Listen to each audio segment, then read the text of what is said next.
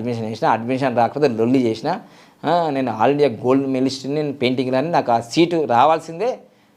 Creativity పొజిషన్లో ఏదో reservation ఉండదు కదా, ఎక్స్ట్రా యాక్టివిటీ దాంట్లో ఆ సీటు నాదే అని కొట్లాడి సీటు సంపాదించిన. బీఎస్సీ బీజెడ్సీ జాయిన్ అయిపోయినా. ఇది నా జీవితంలో 2000 సంవత్సరంలో 5 నంబర్ వచ్చింది కాబట్టి పెద్ద మార్పు. నేను నా జీవితంలో హైదరాబాద్కి అడుగు పెట్టడము 2000 సంవత్సరంలో అనేది పెద్ద మార్పు. నాకు 5 నంబర్ వచ్చినప్పుడే, మీ జీవితంలో కూడా 5 నంబర్ వచ్చినప్పుడు పెద్ద మార్పు జరుగుతుంది.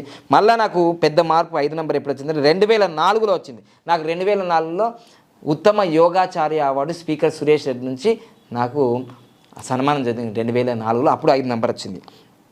మళ్ళీ 5 నంబర్ ఎప్పుడు వచ్చిందంటే 2006 నుంచి 2007లో పెద్ద మార్పు వచ్చింది.